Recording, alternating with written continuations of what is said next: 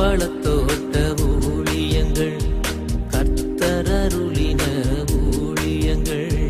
திராட்சை பழத்தோட்ட ஊழியங்கள், கர்த்தரருளின ஊழியங்கள். அவரில் நிலைத்திருந்து கனி கொடுப்போம், கர்த்தர் வாய்க்க செய்வார். அவரில் நிலைத்திருந்து கனி கொடுப்போம், கர்த்தர் வாய்க்க செய்வார். துதி உமக்கே, துதி உமக்கே, துதி உமக்கே என்றுமே என்றும். துதி உமக்கே, துதி உமக்கே, துதி உமக்கே என்றுமே என்றும். துதி உமக்கே என்றுமே என்றும். துதி உமக்கே என்றுமே. சிறியவனை பொழுதிலிருந்தும் எளியவனை குப்பையிலிருந்தும் எடுத்து உயர்த்தி ராஜாக்களோடும் பிரபுக்களோடும் வந்து இருக்க செய்கிற அருமை ஆண்டவர் இயேசு கிறிஸ்துவின் இனிதான நாமத்தினாலே இந்த சத்தத்தை கேட்கின்ற அனைத்து தேவனுடைய பிள்ளைகளுக்கும் என்னுடைய அன்பான வாழ்த்துதல்கள். நீங்கள் கோடா கோடியாய் பெருகுவீர்களாக, உங்களுடைய பிள்ளைகள் கோடா கோடியாய் பெருகுவார்களாக என்று வாழ்த்துகின்றேன், ஆசீர்வதிக்கின்றேன்.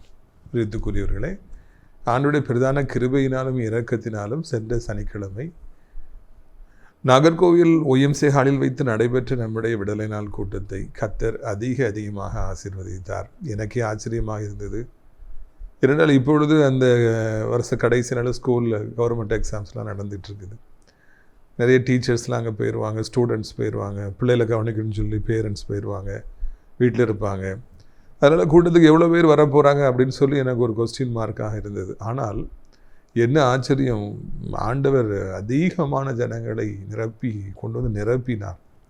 இடமே இல்லை, நிறைய பேர் புதுசாக வந்திருந்தாங்க.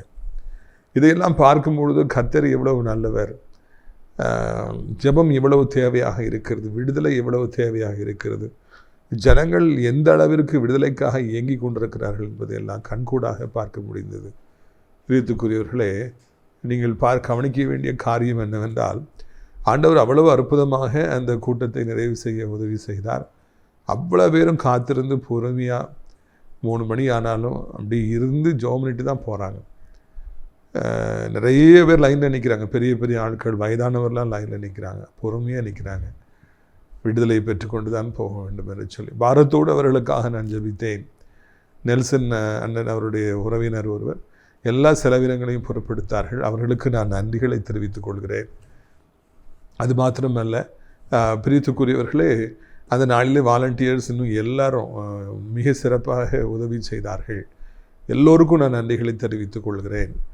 வருகிற சனிக்கிழமை 2வது சனிக்கிழமையாக இருக்கிறபடியினாலே உங்களுக்கு தெரியும், இதே கன்னியாகுமரி டிஸ்ட்ரிக்டில் இன்னும் கொஞ்சம் தூரம் போனால் மார்த்தாண்டில் இருக்குது. அங்கே எக்கச்சக்கமாக தேவனுடைய பிள்ளைகள் இருக்காங்க. அவர்களுக்காகவே நாம் இந்த கூட்டத்தை மாந்தோறும் அங்கே நடத்துகிறோம். அதில் வெட்டுவெளி ஜங்ஷன் இருக்குது, அந்த பாலத்துக்கு கீழே இருக்குது. அந்தோனியார் கோயில் போகிற வழி, வெடிவச்சான் கோயில் போகிற வழி வாசலில் அந்த OMC ஹால் இருக்குது. எதிர்த்தாப்பில் பூக்கடலாம் இருக்கும். உள்ளே நுழைஞ்சிங்கன்னா போனவுடனே கேன்டீன் இருக்கும், லெஃப்ட் சைடில் தேன் வைப்பாங்க. நேராக போனீங்கன்னா லெஃப்ட் சைடில் பாட்டு சத்தமாக கேட்கும், வாங்க வாங்கன்னு கூப்பிடுவாங்க. அது நம்முடைய ஊழியம் அல்லவே அல்ல. நிறைய பேர் தெரியாமல் போய் ஏமாந்துடுறாங்க. இன்னும் கொஞ்சம் தூரம் நேராக வந்து அதுக்கு பிறகு ரைட் சைடில் படியில் மேலே ஏறி வந்தீங்கன்னா நான் அங்கே உங்களுக்காக காத்திருப்பேன். சரியா 9 மணிக்கெலாம் கூட்டத்தை ஆரம்பிச்சிடுவோம். பிரியத்துக்குரியவர்களே, எனவே நீங்கள் அப்படிப்பட்ட அந்த மார்த்தாண்ட பகுதி ஜனங்களாக இருப்பீர்கள் என்றால் கண்டிப்பாக அங்கே வந்து பங்கு பெறுங்கள். அங்கும் கூட மிக சிறப்பானபடிக்கு உங்களுக்காக எல்லாம் ஆயத்தமாக இருக்கிறது. சகோதரி சந்திரா தாமஸ் அக்கா அவர்கள் எல்லாருக்கும் நானே உணவு தயாரித்து கொண்டு வருகிறேன் என்று சொல்லியிருக்கிறாங்க. அவர்கள் குடும்பத்தையும் கர்த்தர் ஆசீர்வதிப்பாராக. கர்த்தருக்கு ஸ்தோத்திரம் உண்டாகட்டும். கூட்டத்தின் இறுதியில் உங்களுக்காக நான் தனித்தனியாக ஜெபிப்பேன் என்கிற நல்ல செய்தியும் கூட அறிவிக்கும்படியாக விரும்புகிறேன். பிரியத்துக்குரியவர்களே, அடுத்த நாள் ஞாயிற்றுக்கிழமை கர்த்தருக்கு சித்தமானால் நான் 2வது ஞாயிறாக இருக்கிறபடினாலே நான் ஆசிரியர் தேவனுடைய மாளிகையில் வைத்து என்னை சந்திக்க விரும்புகிற ஜனங்களை நான் சந்திப்பேன். எனவே விரும்பினால் நீங்கள் வந்து நேரடியாக என்னை பார்க்கலாம், ஆலோசனைகளை பெறலாம், என்னிடத்தில் ஜெபித்து விட்டு செல்லலாம். மாதத்தில் ஒரே ஒரு ஞாயிற்றுக்கிழமை, அது இப்பொழுது 2வது ஞாயிற்றுக்கிழமை, அதில் நிறைய பேர் வந்துட்டு போகிறாங்க. நீங்களும் வரலாம். 10 மணிக்கு ஆரம்பித்து 12 மணிக்கு முடிஞ்சிடும். விரும்பினால் வரலாம் என்கிற செய்தியை உங்களுக்கு அறிவிக்கும்படியாக விரும்புகிறேன். பிரியத்துக்குரியவர்களே, நமது ஊழியத்தின் சார்பாக கேட்டப்பட்டு மிக சிறப்பாக நடந்து வரும் அடைக்கலான் குருவி முதியோர் இல்லத்திற்காக நாள்தோறும் ஜெபியுங்கள். கர்த்தர் நல்ல ஒரு இடத்தை, பெரிய விசாலமான இடத்தை கொடுத்து அங்கே இருக்கிற ஜனங்களை ஆசீர்வதித்திருக்கிறார். நல்ல ஜெபம் 3 வேளையும் அவர்களுக்காக ஏறெடுக்கப்படுகிறது. நல்ல குருவானவர்கள் ஜெரேமியா ஐயா, செல்வராஜ் ஐயா, அதுக்கப்புறம் பொன்னுசாமி ஐயா போன்றவங்கள்லாம் எவ்வளோ பெரியவங்க. அவங்கெல்லாம் வாரந்தோறும் வந்து ஜெபத்தை நடத்துகிறாங்க. சகோதரர் வருவேல் செய்கிற ஐயா, தீப்புரி தேவராஜ் ஐயா போன்றவங்கலாம் டெய்லி வந்து ப்ரேயர் நடத்துகிறாங்க. அது அவர்களுக்கு மிகவும் ஆறுதலை கொண்டு வருகிறது. ஞாயிற்றுக்கிழமை கேட்டாலே அவங்க உடனே ஆவிக்குரிய ஆராதனைக்கு போகிறாங்க. அது மாத்திரமல்ல, பிரியத்துக்குரியவர்களே, ஒவ்வொரு நாளும் 3 வேளையும் அவர்களுக்கு விதவிதமான உணவை நாம் கொடுக்கின்றோம். அது அவர்களுக்கு மிகுந்த பிரயோஜனத்தையும் ஆசீர்வாதத்தையும் கொண்டு வருகிறது. போஷாக்கை கொடுக்கிறது. சாப்பாடு, ஜெபம், வேறு என்னங்க வேண்டும்? இந்த நாட்களில் நிறைய முதியோர் இல்லங்கள் இருக்கிறது. இந்த முதியோர் இல்லங்களில் ஆவிக்குரிய முதியோர் இல்லமாக நம்முடைய முதியோர் இல்லம் விளங்குகிறது. யார் கடைசி நாட்களிலே ஒரு ஆவிக்குரிய முதியோர் இல்லத்தில் தங்கணும்னு விரும்புகிறாங்களோ அவங்களுக்கு இந்த இடம் தான் சரியான இடம் நான் நினைக்கிறேன். நீங்கள் தாராளமாக அழைச்சிட்டு வரலாம், அறிமுகப்படுத்தவும் செய்யலாம். உங்கள் வீடுகளிலே நல்ல நாட்கள் வருகிற பொழுது இங்கே இருக்கிற முதியவர்களை நினைத்து அவர்களுக்கு நீங்கள் நல்ல உணவை அளிக்க வேண்டும் என்று அன்போடு நான் கேட்டுக்கொள்கிறேன். அடுத்த ஸ்டெப்பில் நம்ம கால் வைக்கிறோம். ஜூன் மாதம் சின்ன குட்டி ஸ்கூலு, அனாதை பிள்ளைகளுக்கான இல்லத்தை நாம் ஆரம்பிக்கின்றோம். அதெல்லாம் சாதாரணமான காரியம் கிடையாது. பல லட்சங்கள் நமக்கு தேவை. அதை பல 10,000 என பல பங்காக நான் வைக்கின்றேன். யார் எவ்வளோ வேண்டுமென்றாலும் கொடுக்கலாம். 10,000 ரூபாய் 10,000 ரூபாய் என்று சொல்லி அனாதை பிள்ளைகளுக்கு நீங்கள் கொடுக்குற பணம் ஒரு புதிய வெளிச்சத்தை கொண்டு வரும், அவர்களுக்கு புதிய வாழ்வை கொண்டு வரும் என்பதை மறந்து விடாதிருங்கள். எனவே நீங்கள் விரும்பினால் இதை மனதில் வைத்து ஆதரிக்கலாம். பிரியத்துக்குரியவர்களே, இந்த நாளிலும் கூட நம்முடைய பிரயோஜனத்திற்காக நாம் புதிய மாத வாக்குத்த செய்தியை நாம் எடுக்க இருக்கிறோம். பார்த்தீங்களா, இந்த புதிய மாதத்தில் நம்ம பிரவேசிப்பதற்கு ஆண்டவர் நமக்கு உதவி செய்திருக்கிறார். புதிய மாதம் என்பது ஆண்டவரால் நமக்கு கிருபையாக கொடுக்கப்படுகிற ஒரு மாதம். இந்த மாதத்தின் வாக்குத்தத்தம் என்ன என்பதை நான் உங்களுக்காக நான் வாசிக்க விரும்புகிறேன். பார்த்தீங்களா, 26வது வசனம், ஆதியாகமம் 32ஆம் அதிகாரம் 26ஆம் வசனம். அவர் நான் போகட்டும், பொழுது விடுகிறது என்றான். அதற்கு அவன், நீர் என்னை ஆசீர்வதித்தால் ஒழிய உம்மை போக விடேன் என்றார். என்னை ஆசீர்வதித்தால் ஒழிய உம்மை போக விடேன். இந்த ஜூன் மணிக்கணும், இந்த மார்ச் மாதத்தில் ஆண்டவர்கிட்ட நம்ம சொல்கிறோம், நீர் என்னை ஆசீர்வதித்தால் ஒழிய உம்மை நான் போக விடேன் என்று சொல்லி. அந்த அளவிற்கு நமக்கும் நம்முடைய ஆண்டவருக்கும் இடையிலே ஒரு நல்ல ஒரு உறவு இருக்கிறது என்பதுதான் இதில் நாம் கவனிக்க வேண்டிய விஷயம். இந்த உலகத்தாரால் அப்படி சொல்ல முடியுமா, என்னை ஆசீர்வதித்தால் ஒழிய உம்மை நான் போக விட மாட்டேன் அப்படின்னு சொல்லி? முடியாது. ஏன்னா அவங்களுடைய வாழ்க்கையில் கிறிஸ்து என்கிற அந்த நபரே இல்லை. இன்னும் நிறைய பேர் கிறிஸ்துவை அறியவில்லை, இன்னும் நிறைய பேர் கிறிஸ்துவை ஏற்றுக்கொள்ளவில்லை. ஆனால் நமக்கும் ஆண்டவருக்கும் இடையிலே யாக்கோபை போல ஒரு நெருக்கம் இருக்கிறதுனால தான் நீர் என்னை ஆசீர்வதித்தால் ஒழிய உம்மை போக விடேன் எனப்பட்ட ஒரு நெருக்கம் நம்முடைய வாழ்க்கையில் காணப்படுது. க்ளோஸ்னஸ். யார்கிட்ட சொல்கிறாரு?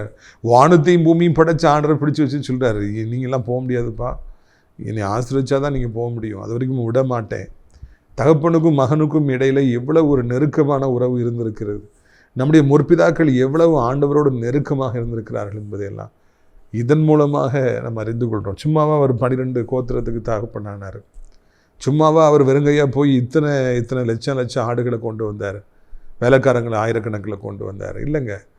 அப்போ அவருக்கும் அப்பாவுக்கும் இடையில் அவ்வளோ ஒரு ரிலேஷன்ஷிப் இருந்துச்சு. அதனால தான் அவரால் இவ்வளவு காரியங்களை சாதிக்க முடிஞ்சது, ஒரு பெரிய நாடாக மாற முடிந்தது. எனவே நமக்கும் ஆண்டவருக்கும் இடையிலே இருக்கிற அந்த நெருக்கம், அந்த அந்யோன்யம், அந்த உறவு, அந்த ரிலேஷன்ஷிப் வந்து மிகவும் முக்கியமானது என்பதை நீங்கள் புரிந்து கொள்ளுங்கள். எவர் வேண்டுமென்றாலும் உங்கள் வாழ்க்கையை விட்டு போகட்டும், யாராக இருந்தாலும் இருக்கட்டும், போகிறவங்க போகட்டும், அவர்களை தடுக்கவே வேண்டாம். நீ வேண்டாம், உன் அன்பு வேண்டாம், உன் உறவு வேண்டாம், நீ வேண்டாம், உன் ஊழியம் வேண்டாம், நான் அவங்க கூட வரமாட்டேன், எனக்கு அங்கே ஊழியம் இருக்குது, இங்கே ஊழியம் இருக்குது, நான் அங்கே போய்க்குவேன், இங்கே போய்க்குவேன், உன்னை விட பெட்டராக எனக்கு எத்தனை பேர் எனக்கு தெரியும், அவங்கெல்லாம் எப்படி நல்லா இருக்காங்க, நீ ஏன் இப்படி இருக்கேன்னு சொல்லி உங்களை விட்டு போகிறவங்கெல்லாம் போகட்டுங்க. அதை பற்றின கவலையே படாதீங்க. ஆனால் ஆண்டவர்கிட்ட உங்களுக்குள்ள உறவு மட்டும் பெயரவே கூடாது. அந்த உறவில் மாத்திரம் நீங்கள் ஸ்ட்ராங்காக இருக்கணும். அதுதான் இந்த புதிய மாதத்தில் நீங்கள் எடுக்க வேண்டிய பிரதிக்னை, நீங்கள் எடுக்க வேண்டிய மன உறுதி, ஆண்டவரை எதைனாலும் விட்டு கொடுப்பேன், யாரனாலும் நான் விட்டு கொடுப்பேன், ஆனால் உண்மை நான் விட்டு கொடுக்க மாட்டேன்.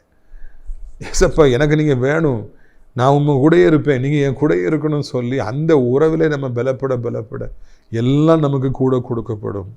பிரியத்துக்குரியவர்களே, இந்த உலகத்தார் தான் என்னை விட்டு அவங்க போயிட்டாங்க, இவங்க போயிட்டாங்க, அவங்க என்னை வேண்டான்னு சொல்லிட்டாங்க, இவங்க இப்படி சொல்லிட்டாங்கன்னு சொல்லி இந்த உலகத்தார் தான் வேதனைப்படுறாங்க.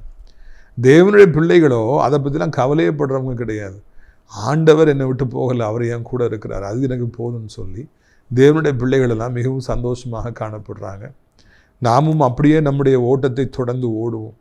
கிறிஸ்து நம்மோடு இருக்கிறாரா, இயேசு நம்மோடு வருகிறாரா, இயேசு நம்முடைய கையை பிடிச்சிருக்காரா, இயேசு நமக்கு பக்கபலமாக இருக்காரா, அவர் நம்ம சைடு தானே இருக்காரு, அதை நம்ம கன்ஃபார்ம் பண்ணிக்கிட்டே தொடர்ந்து போனாலே நம்மளை யாரும் அசைக்க முடியாதுங்க.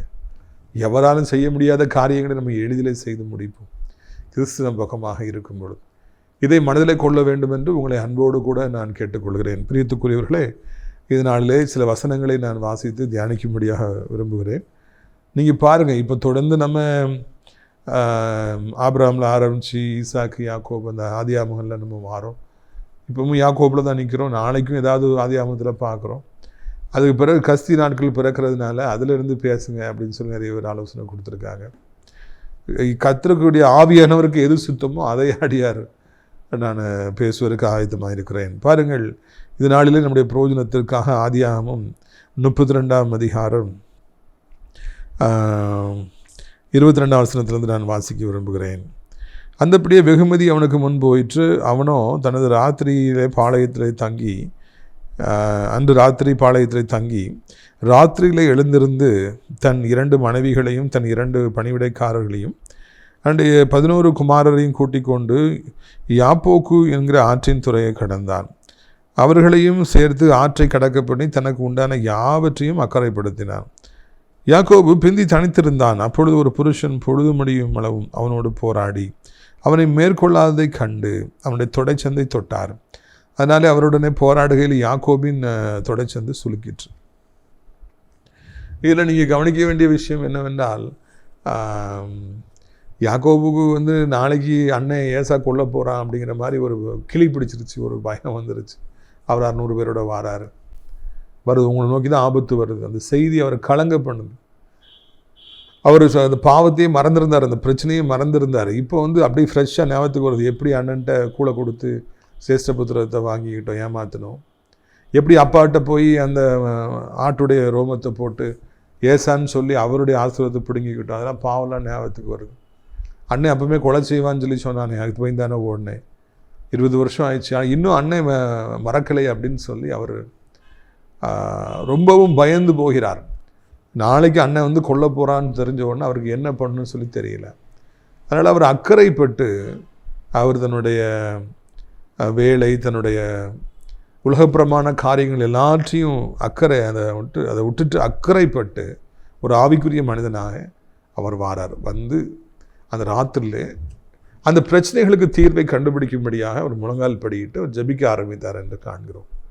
அது வரைக்கும் வேலை, அது வரைக்கும் சவால்கள், அது வரைக்கும் ஆடுகளை பார்க்கணும், அது வரைக்கும் மாமாவை ஏமாத்துவார், அவரை டேக்கிள் பண்ணணும், அது வரைக்கும் பிள்ளைகளை கவனிக்கணும், மனைவியை பார்க்கணும், அதெல்லாம் விட்டு அக்கறைக்கு ஒரு ஆவிக்குரிய மனிதனாக எல்லாவற்றையும் மறந்து அவர் கடைசியில் தனித்து அந்த இரவு நேரத்தில் ஆண்டவரோடு கூட அவர் பேசும்படியாக அவர் ஆயத்தப்படுறார், பேச ஆரம்பிக்கிறார்.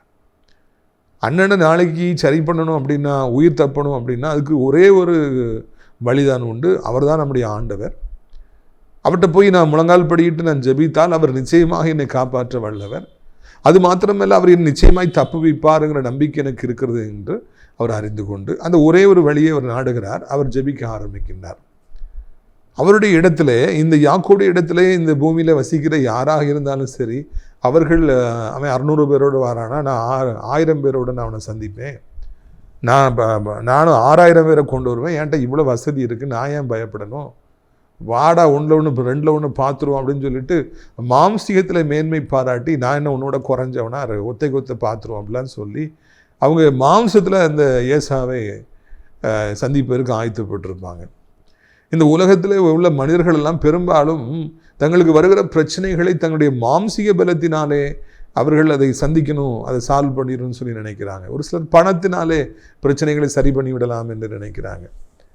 ஒரு சிலர் எனக்கு அந்த எம்எல்ஏவை தெரியும், எம்பியை தெரியும், அதை வைத்து நான் பார்த்துக்கொள்வேன் என்று சொல்லி நினைக்கிறாங்க.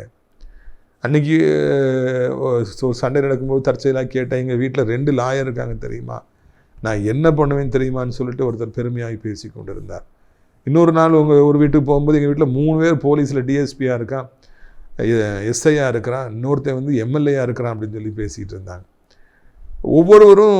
ஒவ்வொருத்தரும் எனக்கு தெரியும், எங்கள் வீட்டில் இப்படி இருக்காங்க அப்படி இருக்காங்கன்னு சொல்லி மாம்சீகத்தில் தன்னுடைய நம்பிக்கையை வைத்து அவங்க போராடுறாங்க. ஆனால் யாக்கோபு அப்படிலாம் எதுவுமே வேண்டாம், மனுஷிக பலத்தினால எதையுமே செய்ய வேண்டாம் அப்படிங்கிறத அவர் ஒரு முடிவுக்கு வரார். முடிவுக்கு வந்து அவர் ஆண்டவருடைய சமூகத்தில் போய் காத்திருக்கிறார். என்ன பிரச்சனையாக இருந்தாலும் கிறிஸ்து தான் அதற்கு ஒரு தீர்வை தர முடியும் என்பதை யாக்கோபு தெளிவாக அறிந்திருந்தார். அவர் ஒரு மேய்ப்பன் தான், ஒரு ஷெப்பர்டு தான்.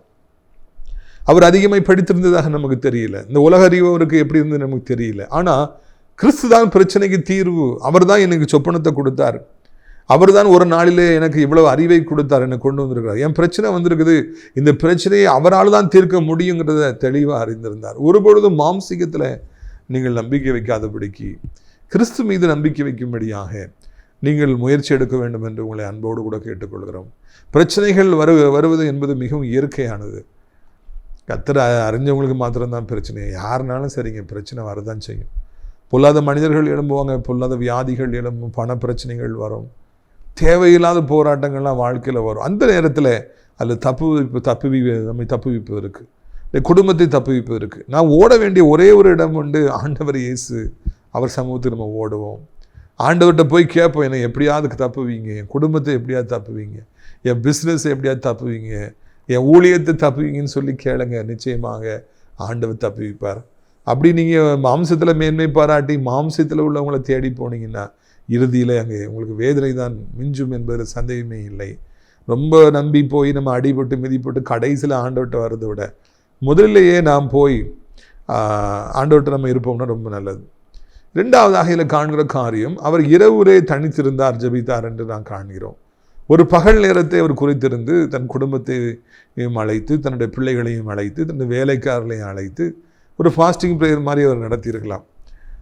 பகல் நேரத்தில் அவங்கெல்லாம் அங்கே மேய்ச்சிட்டு இருக்கும்போது இவர் தனியாக இருந்து ஜெபிச்சிருக்கலாம். ஆனால் அப்படி செய்தால் அங்கே 1000 இடையூறுகள் வரும், 1000 பேர் தேடி வருவாங்க, எல்லோரும் பகல் நேரத்தில் ரொம்ப பிஸியாக இருப்பாங்க, அவருடைய கவனம் சிதைந்து விடும். அங்கே ஆண்டவரோடு கூட சரியானபடிக்கு இடைபட முடியாத ஆண்டவர் எல்லார் பார்வையிலும் வரமாட்டார்.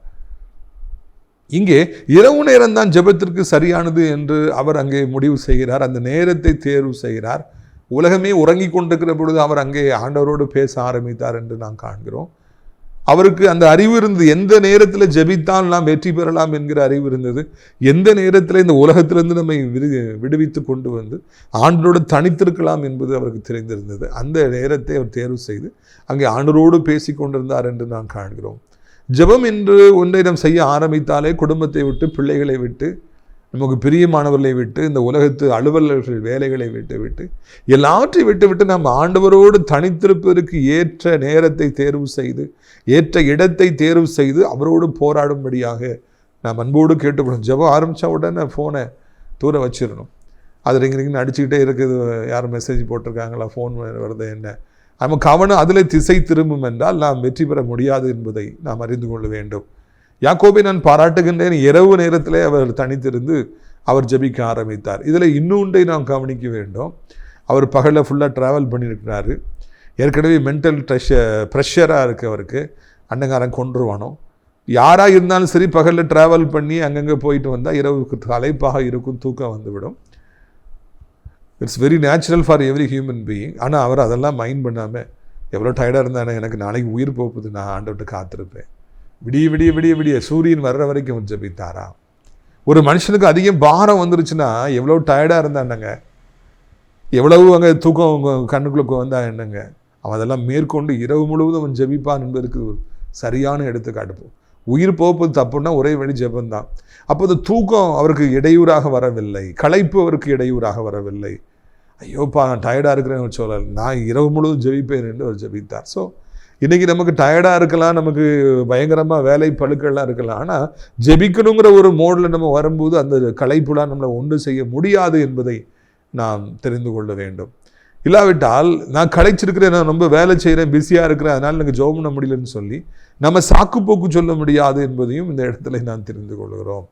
யாக்கோபு அப்படி வயசான காலத்தில் கூட அவர் அது பாட்டுக்கு ஜெபம் பண்ண ஆரம்பிக்கிறார். விடிய விடிய அவர் ஜெபம் பண்ணிகிட்டே இருந்தார். பாருங்கள், அப்பொழுது ஒரு புருஷன் பொழுது முடியும் அவரோடு போராடி, புருஷனை வேற யாரும் கிடையாது, நம்ம ஆண்டவர் தான் வந்து போராடுறார். இவர் யாக்கோபு ஆண்டவரை பிடிச்சிக்கிறாரு. உடனே அந்த ஆண்டவருக்கு இவரை விட்டு போக முடியாதுன்னு சொல்லி தெரிஞ்சிச்சான். உடனே தொட சேர்ந்த தொட்டாரா, இவருடைய தொடை சுளுக்கிச்சான், நொண்டி நொண்டி போனார்லாம் நம்ம பார்க்குறோம். எப்படி அதோட அதில் ஒரு வசனத்தை பாருங்க, அந்த 26ஆம் வசனம் எப்படி சொல்லுது, நான் போகட்டும் பொழுது விடுகிறது என்றார். அதுக்கு அவன், நீர் என்னை ஆசீர்வதித்தால் ஒழிய உண்மை போக விடேன் என்றார். அதில் ரொம்ப கவனிக்க வேண்டிய விஷயம்னா, ஆண்டவர் இவர் பிடிச்சிக்கிறாரு, கெட்டி பிடிச்சிக்கிறாரு.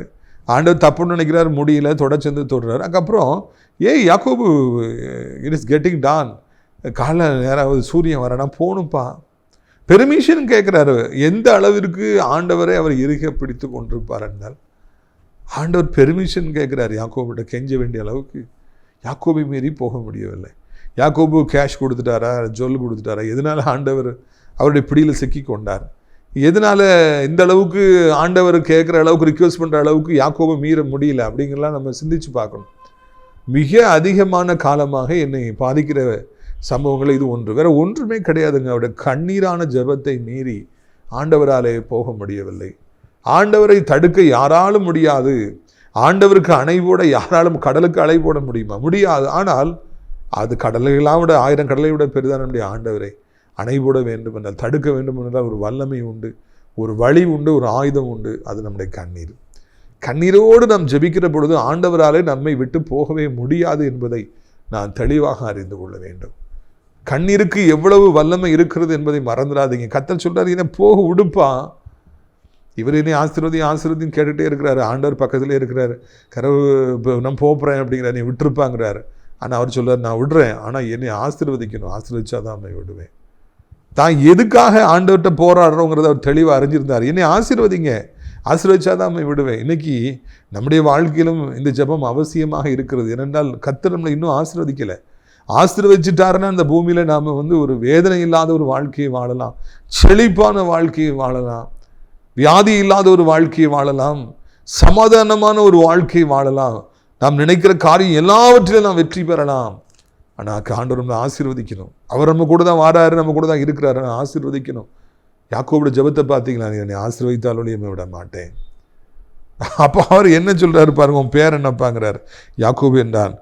அவர், உன் பேர் இனி யாக்கோபு எனப்படாமல் இஸ்ரவேல் எனப்படும், தேவனோடு மனிதனோடு போராடி மேற்கொண்டா என்றார். உடனே ஆண்டவர் ஆசீர்வதிக்கிறார். உன் பேர் என்ன? யாக்கோபு. யாக்கோபுனா என்ன? எத்தன், ஏமாத்துறவன், டிசீவர். நீ உங்கள் அப்பா உன்ட்ட என்ன பேருன்னு கேட்டவொடனே என்ன சொன்ன? யாக்கோபுன்னு சொன்னியா? ஏசான் தானே சொன்ன. நீ அந்தளவுக்கு எத்தனை தானே இருந்த. இப்போ சொல்லுவோம் பேர் என்ன? என் பேர் யாக்கோபுப்பா, யாக்கோபுப்பா. அப்போ நீ யாக்கோபு எத்தையும் கிடையாது, நீ இஸ்ரவேல். ஆண்டவர் அவனுடைய பாவத்தை எல்லாம் மன்னித்து யாக்கோபுக்கு புது வாழ்வு கொடுக்குறார், புது நாமத்தை அழைக்கிறார். பாவங்கள் எல்லாம் மூடப்பட்டன, சாபங்கள் எல்லாம் மூடப்பட்டன. ஆண்டவர் ஆசீர்வதிக்கிறார். நீ இஸ்ரவேல் எனப்படுவாய். அந்த நாடு தான் இப்போ இஸ்ரவேல் சொல்லி அவரோட சந்ததி தான் அங்கே இருக்குது. ஆண்டவர் இந்த நாளிலே பாவங்களையெல்லாம் மூடினார். இன்றைக்கி அநேகர் எவ்வளவோ பாவங்களை செய்கிறாங்க. கொலை குற்றங்களில் ஈடுபடுறாங்க, கொள்ளை குற்றங்களில் ஈடுபடுறாங்க, எத்தனையோ பேரை எவ்வளோ வேதனைப்படுத்துகிறாங்க, அடிக்கிறாங்க. இது பாவங்களுக்கெல்லாம் மன்னிப்பு இருக்குமா அப்படிங்கிற அளவுக்கு அவங்க துன்மார்க்கங்களில் ஈடுபடுறாங்க. ஆனாலும் கூட ஒரு நாளை மனம் கசந்து அழுது நாம் ஆண்டவரண்டை போவோம் என்றால், யாக்கோபா இருக்கிற நம்மை இஸ்ரவேலாய் மாற்றவும், நம்முடைய பாவங்களை மன்னிக்கவும் அவருக்கு வல்லமை இருக்கிறது என்பதை நாம் மறந்துவிடக்கூடாது என்று உங்களை அன்போடு அழைக்கின்றேன். இந்த உலகத்தில் எவ்வளவு பெரிய பாவத்தை செய்திருந்தாலும் சரி, இந்த யாக்கோபை போல சொந்த தகப்பனையும் அண்ணனையும் ஏமாற்றி, தம்பி ஏமாற்றி வாழ்ந்திருந்தால் கூட பரவாயில்லைங்க. அவர்கிட்ட வந்து மனங்கசந்து அழுதால் அந்த பாவங்களையெல்லாம் மூடி போட வல்லமை படைத்தவராக அவர் இருக்கின்றார். பாவ மன்னிப்பு என்கிற ஒரு மிகப்பெரிய பொக்கிஷத்தை மனிதர்களுக்கு அளிப்பதற்கு ஆண்டவர் இயேசு ஒருவருக்கு அங்கே அதிகாரம் இருக்கிறது என்று காண்கிறோம். அவர் நம்முடைய பாவங்களையெல்லாம் மன்னித்து நமக்கு புது வாழ்வு கொடுக்கின்றார். உலகம் தர முடியாத சமாதானத்தை தருகிறார். நம்மை தொடர்ந்து வருகிற சாபங்கள், நம்முடைய பாவங்களை தொடர்ந்து வந்து வீட்டு வாசலைப்படுத்திருக்கிற சாபங்களை உடைத்து போடுவதற்கு அவர் வல்லமை படைத்தவராக இருக்கின்றார். நீ இஸ்ரவேல் இடப்படுவாப்பா அப்படின்னு சொல்லிட்டு அவர் போயிடுறார். அதாவது அந்த பிரச்சனைலாம் நீ ஒன்றும் பண்ண முடியாது, ஏசா உன்னைய ஒன்றும் பண்ண முடியாது, இந்த உலகத்தில் யாருமே உனக்கு எந்த தீங்கும் செய்ய முடியாது, நீ போ அப்படின்னு சொல்லிட்டு ஆசீர்வதித்து விட்டு போனார்.